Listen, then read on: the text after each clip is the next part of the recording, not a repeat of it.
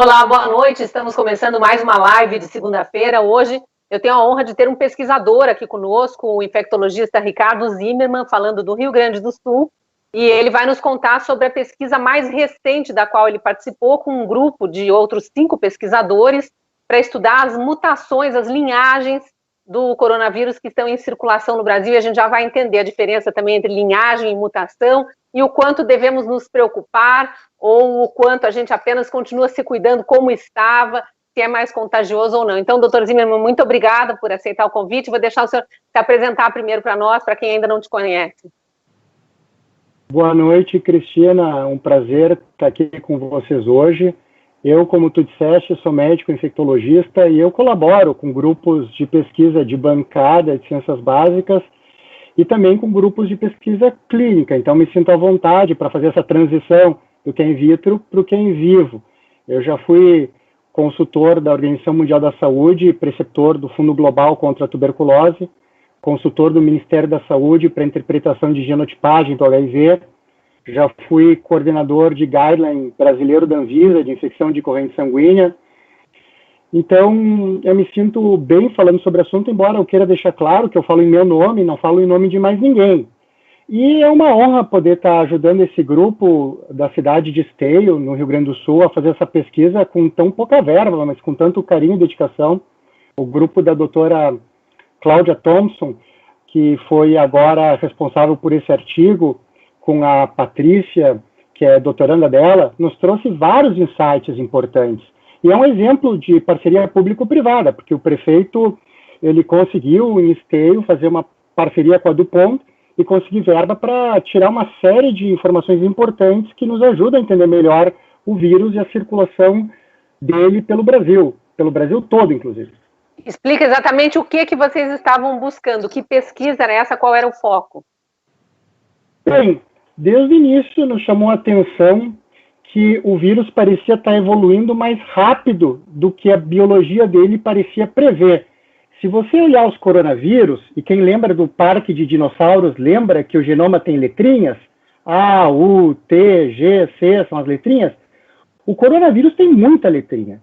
Ele é um vírus grande, tem 30 mil letrinhas. Para vocês compararem, o HIV tem só 10 mil letrinhas. Então ele é 3 vezes maior. Ele é o principal vírus de RNA que infecta o ser humano em tamanho. E por isso ele tem que ter um genoma estável, ele não pode ficar mutando o tempo inteiro. Então a gente esperaria uma mutação por mês. E de repente a gente é surpreendido com a linhagem inglesa, com 8 mutações na pontinha da chave, que fazem a chave do vírus entrar na fechadura para nos invadir, com a cepa da África do Sul, com 8 também mutações, porém diferentes, na pontinha da chave, e agora em Manaus, com 10 mutações na pontinha da chave. E o que me chamou a atenção, logo de cara, é que tanto na África do Sul quanto em Manaus, e é bom que se diga, a gente ficou sabendo pelos japoneses, os japoneses descreveram o nosso vírus antes que nós mesmos, então daí a importância da gente ter boas equipes trabalhando em vigilância virológica.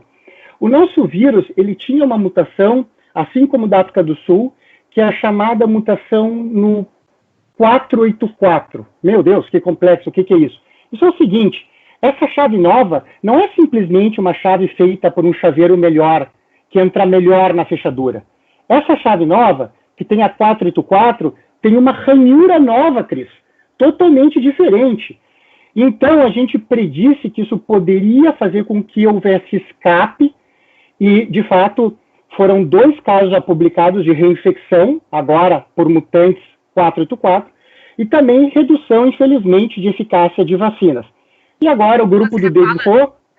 Desculpe te interromper, mas quando você fala, a gente desconfiou que pudesse haver escape, é o quê? Mais uma daquelas pontas do coronavírus, aqueles espinhos que a gente vê naquela definição, ou é uma linguagem técnica que você está usando aí?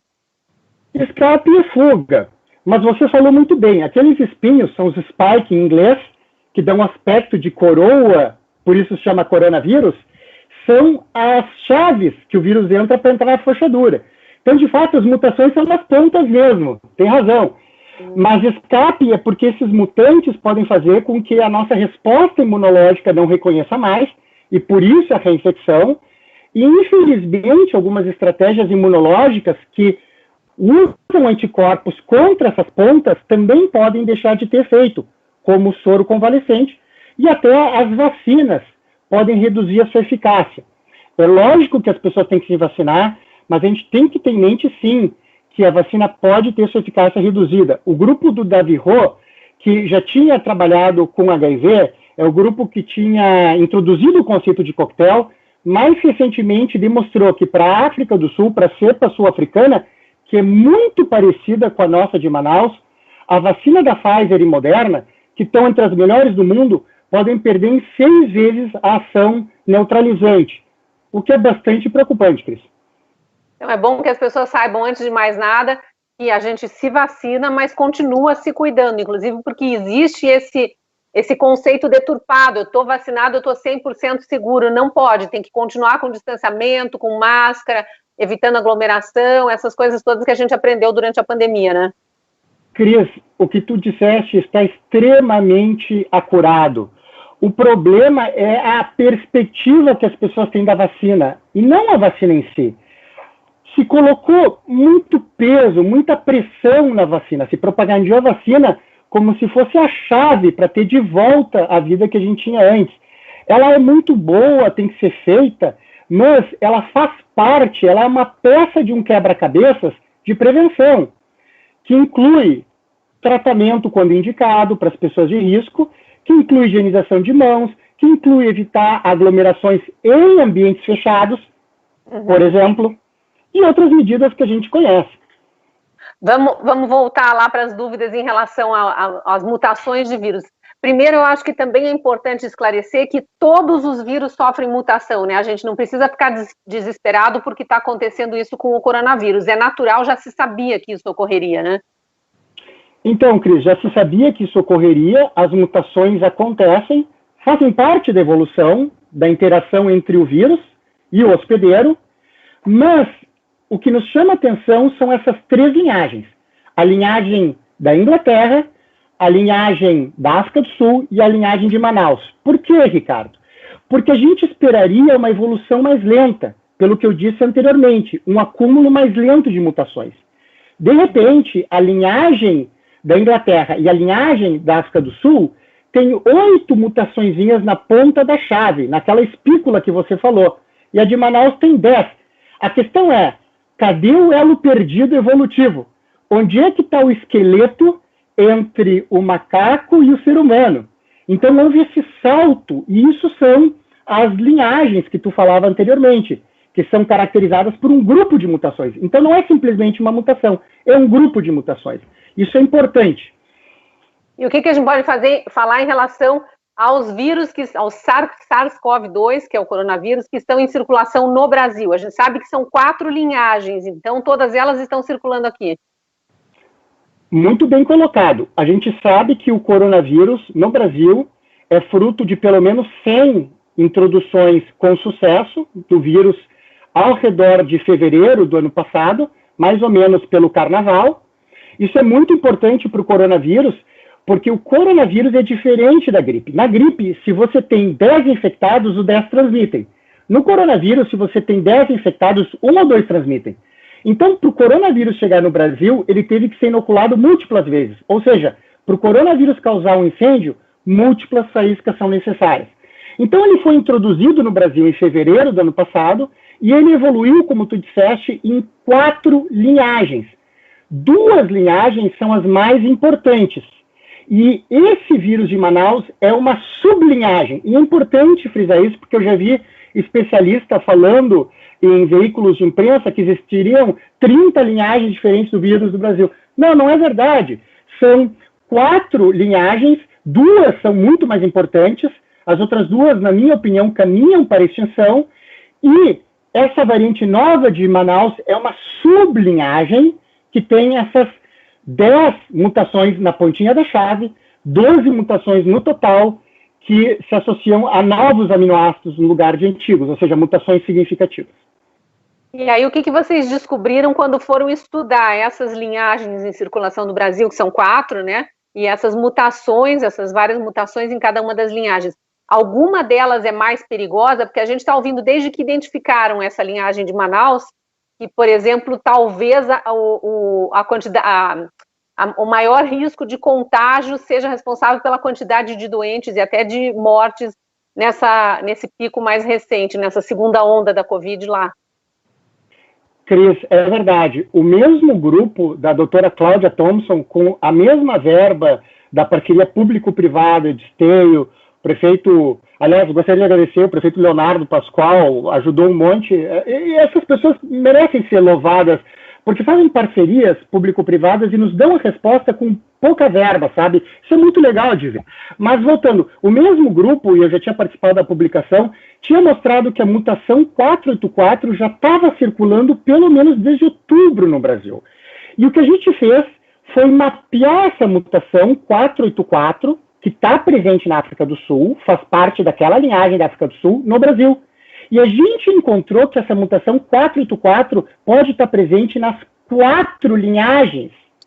Isso mostra que, independente da linhagem brasileira, essa mutação em particular confere ao vírus uma vantagem evolutiva. E se fez teste por pressão, como se chama, mostrando que ela sofreu seleção sim, ou seja, ela traz vantagem para o vírus. Não é uma mutação que surgiu por acaso e vai desaparecer. E por que isso acontece? A suspeita é a seguinte: normalmente mutações na ponta da chave, como acontece na Inglaterra, só aumentam a capacidade da chave entrar na fechadura. É o que eu falei, é como uma cópia da chave feita por um chaveiro melhor, entra melhor na fechadura. Essa 484 é uma ranhura diferente na chave. Então ela desloca o sítio principal da ponta da chave para outro sítio. Como esse outro sítio não era relevante, a gente não tem anticorpos contra ele. As vacinas induzem menos anticorpos contra ele. E ele foge do plasma convalescente, porque ele não era relevante para a resposta imune antes. E agora se tornou o principal sítio da ponta da fechadura. Então é como se fosse, e essa é a nossa hipótese conceitual, um mecanismo de evolução comum, uma solução final para diferentes linhagens poderem evadir, fugir da resposta imune e que saia da vacina. E por isso nos preocupou, a gente resolveu ir atrás de olhar melhor essa mutação 484. E aí, agora vocês já estão em fase de publicação, né? Explica também como é que funciona isso, porque eu imagino que seja muito importante divulgar, inclusive para outros países, como o próprio Japão, que já identificaram essa linhagem brasileira lá no país deles, né? Sem dúvida, o Japão, nos dando uma aula de vigilância virológica, eles encontraram em pessoas chegadas a cepa da Inglaterra, que agora está tomando conta da Europa. Vejam Portugal, vejam Israel, o que está acontecendo, mas a cepa da Inglaterra é menos resistente à vacina. Há uma queda de só 2 vezes na ação da vacina, da Pfizer e da Moderna. No Japão também eles detectaram a cepa sul-africana e detectaram a de Manaus, eles foram os primeiros. Então, é fundamental deixar isso claro para a comunidade científica. A gente está no bioarchives, ou bioarchives, até hoje eu não sei direito, Cris, qual é a pronúncia, mas, enfim, estamos lá com o preprint, é um trabalho muito bem conduzido, muito sólido, consistente, e estamos com outras linhagens agora também. Independentemente da pronúncia, esse local de publicação é acessível para pesquisadores, para médicos, autoridades, inclusive do mundo inteiro, né? Sem dúvida, é o melhor repositório, em minha opinião, tanto para papers de biologia, que é o bioarchives, ou bioarchives, enfim, quanto para papers de medicina, que é o medRxives, do mesmo grupo. Inclusive, outro paper desse grupo que eu citei, comigo junto, foi publicado no medRxives. Então, a gente tem 2 emplacados e estamos continuando nossas linhas, mesmo com todas as dificuldades, e sem ter sido contemplado com nenhuma verba poupuda de editais, etc.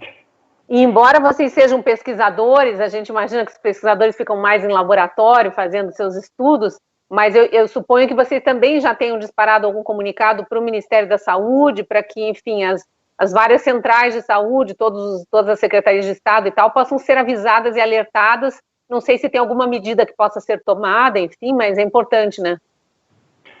Sem dúvida. Por isso que a gente faz questão de tornar público o mais rapidamente possível. Não pela questão do ineditismo, mas simplesmente para servir de alerta, principalmente para toda a região. E hoje em dia, com os voos, né, para toda a região que isso está ocorrendo, né? Que esse tipo de disseminação está ocorrendo. Vamos torcer para que as medidas de contenção sejam bem-sucedidas, porque quando esse tipo de cepa, com esse tipo de vantagem evolutiva, chega em alguma região com pouco leito de UTI, com um sistema de saúde já combalido, acontece o que ocorreu em Manaus, que todo mundo está sabendo. Então, é um alerta importante, a gente tem que, mais do que nunca, seguir as boas práticas, não descuidar de nenhum ponto, isso aqui é uma guerra, todas as armas devem entrar em campo numa guerra, seja tratamento, seja vacina, seja medidas não farmacológicas como higienização de mãos, evitar ambientes fechados, pobremente aerados. Acho que é importante a gente lembrar que tem que manter a cadeia produtiva para o país não afundar, isso não é um motivo para a gente desligar a cadeia produtiva, até porque não há associação entre surgimento dessas cepas e maior grau ou menor grau de restrição social comprovada até o momento. Não há, isso é muito importante que se diga, mas cenários que favorecem, digamos assim, a transmissão devem se associar a um viroma maior, a uma carga viral populacional maior e a mais evolução de vírus. Então a gente tem que encontrar a receita. A gente precisa lembrar que cenários são esses, né, que favorecem propagação desse ou de qualquer outro vírus, que são ônibus lotados, metrô, que é todo fechado, lugares que não tem ventilação, apenas ar-condicionado, e que o ar-condicionado não sofre uma manutenção regular, e dentro de casa mesmo manter os ambientes abertos, né, aquilo que os médicos sempre divulgam, inclusive, e a gente mora aqui no sul do Brasil, né, na época de inverno, porque as pessoas mantêm as casas muito fechadas e isso propicia a propagação de vírus. Sem dúvida nenhuma, esse vírus gosta de clusters, de aglomerações. Então, a comunidade, o sujeito que está correndo na praça, ele dificilmente vai se infectar por estar andando de bicicleta no parque e se exercitando. O importante são ambientes fechados, lugares com muita população contida transmitindo. Por exemplo, se você for olhar, Cris, Manaus, não causa surpresa que seja um caldeirão para esse tipo de vírus. As famílias vivem em aglomerações com 5, 6 pessoas num terreno, onde tem um puxadinho e tem mais um terreno. Eu fui lá ver. A pobreza é intimamente relacionada à evolução viral. O que é bom para o vírus é ruim para o ser humano. Sim, a gente vê isso, e daí a preocupação não só Manaus, mas as periferias das grandes cidades, não só por terem menos estrutura e mais aglomeração dentro das casas, mas também porque normalmente a população da periferia é essa que precisa pegar ônibus para ir trabalhar, num grande centro urbano é a que mais usa metrô, a que mais usa trem, então realmente é a que mais se expõe, né? Cris, tu lembra em Manaus os barquinhos onde vai todo mundo apinhado para ir de um lado para o outro? Então, tudo isso é importante. Isso cria um ambiente propício que o vírus gosta para se disseminar. E aí, o que a gente pode dizer em relação a risco de contágio? Essas 10 mutações que vocês identificaram na linhagem do vírus de Manaus, que é essa linhagem nova que foi descoberta relativamente nova, que foi descoberta pelos japoneses. Essas 10 mutações, ou alguma delas, ela se propaga com mais facilidade? Você estava explicando aquela história da chavinha e tudo mais, mas já está comprovado? Vocês conseguiram identificar isso? Isso vem de outros grupos de pesquisa, inclusive tem outros grupos no Brasil e lá fora, mas sim, algumas mutações aumentam a infecciosidade, como, por exemplo, a mutação na posição 501, a mutação 484 que eu falei, aumentam sim o risco de transmissão. E olha, em Manaus, a gente viu mais ou menos isso. Quando teve o primeiro pico, em abril, se tinha uma casa com 6 pessoas, 2, 3 chegavam infectadas. Mas os colegas de campo têm dito que agora, se tem uma casa com 6, as 6 chegam infectadas. Então, a verdadeira epidemiologia é isso, Cris. Não é modelagem matemática com modelos fajutos, não validados prospectivamente, como o que colocou o mundo inteiro em lockdown, que depois caiu por terra. O próprio criador do modelo, ele acabou, junto com a Microsoft, refazendo o modelo, e ele viu que o modelo ideal de restrição social era um pouco mais moderado do que aquilo. A epidemiologia de verdade, que nos traz insights, é epidemiologia de campo, é ir lá ver o que está acontecendo, falar com os colegas, conversar, ver os pacientes doentes. E o que a gente tem encontrado lá nos assusta, porque realmente confirma os dados de estrutural in vitro, Parece que essas mutações não só se associam in vitro à maior transmissão, mas elas parecem estar causando maior número de contágios na vida real entre as pessoas fora do laboratório. Em função disso, o que você diria para gestor de saúde, para secretário municipal, secretário estadual, governador, prefeito, enfim, se você tivesse a oportunidade de conversar com eles, como a gente sabe que está quase um ano, o Brasil está vivendo há quase um ano isso, alguns lugares do mundo até antes, mas como se precaver, se é que ainda não foi feito? Abrir mais leito de hospital, fazer isolamento vertical, orientar melhor a população da periferia? Então, você está citando várias estratégias importantes. Como inteligência fundamental, conhecer bem o vírus. Então, investir na genotipagem, em conhecer geneticamente o vírus, ver como esses vírus respondem aos anticorpos das pessoas que já tiveram Covid, para saber o que esperar em relação à reinfecção, ver como esses vírus respondem ao soro dos vacinados, para ver se a vacinação vai surtir eficácia esperada, até para aconselhar os fabricantes de vacina a mudarem a sua plataforma. Veja, como é que se muda a plataforma de influenza, de gripe? Quando a quantidade de anticorpos protetores, que a gente chama de neutralizantes, cai em 4 vezes, a indústria é avisada de que deve mudar as vacinas. Então, qual é o ponto de corte para mudar as vacinas de coronavírus? A gente sabe que a Moderna e a Pfizer caiu 5, 6 vezes com essas mutações da África do Sul. Então, é importante a inteligência. Em relação a medidas de restrição social, como a gente está vendo a evolução viral, e a gente sabe, desde a época do Pasteur, ele dizia, o patógeno, o parasita não é nada, o hospedeiro, o ser humano, é tudo. Então, é fundamental estudar essa relação entre parasita e hospedeiro, ver como que modificações artificiais de circulação de pessoas afetam o surgimento de novas cepas. Isso é muito importante antes de dar recomendação. Sabe por quê, Cris? Às vezes as recomendações parecem intuitivas. Olha, está surgindo uma nova cepa, fecha tudo, fica todo mundo em casa. Mas veja, no COVID-19, do próprio Neil Ferguson, da Imperial College, com a Microsoft, em trabalho publicado na British Medical Journal, se mostrou, quando ele recriou o modelo, que restrição excessiva, incluindo fechamento de escolas, fechamento de universidades e restrição em casa de pessoas jovens, aumentaria a mortalidade total no final. Por que isso? Porque se você deixa só os mais velhos, só os mais suscetíveis protegidos, você vai expondo as pessoas que não pagam um preço muito grande pela infecção. No entanto, se você faz política de bandeirinha, tipo abre e fecha, você expõe as pessoas que são suscetíveis e as pessoas que são mais suscetíveis ou menos suscetíveis. Então, todo mundo vai se infectando por igual e, no final, a mortalidade pode ser maior. Então, é importante ver qual é a dose certa. A gente tem que manter o distanciamento social, isso é importante, sim, higienização de mãos, mas eu creio que as evidências nos levam para o chamado lockdown vertical e não horizontal. Não acho que fechar tudo seja uma resposta em relação à nova cepa, e aí fica o alerta. Isso tem que ser melhor estudado. Às vezes, coisas que parecem intuitivas se demonstram ser ao contrário. Mas oferecer mais transporte em horários menos espaçados para acumular menos gente talvez seja uma atitude inteligente, né? Muito inteligente. Tomar uma medida pontual é o que dizem, Cris. Questões complexas têm soluções simples e equivocadas.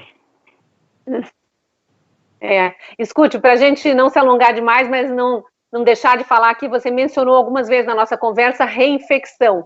A gente tem uma infinidade de pessoas, né, já curadas de Covid e que devem receber uma notícia dessas sempre com a pergunta: posso me contaminar de novo? Se tem mutações, imagino que eu vá ser contaminado de novo. A pesquisa de vocês conseguiu identificar alguma resposta para isso? Então, a gente está ativamente indo atrás no banco de genomas, justamente para saber quantos pacientes se reinfectaram. Tem toda a razão, isso é de extrema relevância, até porque se vendia a pessoa que uma vez infectada, ela estava imunizada. Lembra que chegaram a se propor carteirinhas de imunizados em alguns países da Europa, quando a pessoa já tinha infecção, por exemplo, e na verdade ela pode sim, a gente sabe, ela pode se reinfectar. No entanto, é bom deixar claro para a população não entrar em pânico, a reinfecção parece ainda exceção e não a regra, porque não há só anticorpos contra a pontinha do vírus. se forma uma resposta imune também contra a parte de dentro do vírus. E essa muda menos. Então, algum grau de proteção cruzada deve ter. Prova disso é Portugal. Veja, Portugal está sofrendo agora com o novo vírus na Europa. Mas Portugal praticamente não teve a primeira onda com o vírus antigo. Então, eu me pergunto, será que eles não deixaram de se infectar pelo vírus antigo e ter uma certa proteção? Estou hipotetizando. E por isso agora estão sofrendo tanto com o vírus novo? Eu espero algum grau de proteção com a infecção passada e algum grau de proteção com as vacinas, principalmente as melhores, que induzem mais resposta imune, como a Pfizer e a Moderna. Mas eu estou dizendo que a imunização é, cada vez mais, só uma peça de um quebra-cabeça maior. E a gente tem que manter as outras medidas também, sem pânico, sem manipulações, sem interesses políticos, mantendo as medidas que verdadeiramente são baseadas em evidências. E cada um, obviamente, cuidando de si, de quem está mais próximo, né? Porque se todo mundo tiver atitude positiva, a gente vai controlando, não fica tanto na mão só das autoridades e das medidas anunciadas coletivamente. Obrigada, viu, doutor Zimmermann? Parabéns pelo trabalho, sucesso aí nas próximas investidas, que eu sei que vocês não param de estudar, não param de pesquisar, e tem que ser assim mesmo. Obrigado, Cris, um abraço para a tua audiência, obrigado aos meus colegas do grupo que merecem todo o crédito. E só um recadinho para quem está nos assistindo, um último recadinho, mas vale para você também, viu, doutor Ricardo? Caso não seja assinante da Gazeta do Povo, a gente tem uma promoção para você se tornar assinante, ajudar esse jornalismo independente. Hoje em dia, as empresas de jornalismo estão tentando se desvincular dos anunciantes por conta de milícias digitais que ficam perseguindo os anunciantes. A Gazeta do Povo mesmo sofreu recentemente com isso. Então, te convido a assinar, direcionando a câmera do celular para o QR Code que está na tela. Você tem acesso a uma promoção e sendo assinante, vai ter acesso a conteúdos exclusivos de todos os nossos colunistas, inclusive os meus. A live está aberta aqui, mas depois vai para a área de colunistas, então quem quiser assistir depois precisa ser assinante e vai ter acesso a todo o conteúdo jornalístico também da Gazeta do Povo. Obrigado pela audiência, obrigado, viu, doutor? Boa noite.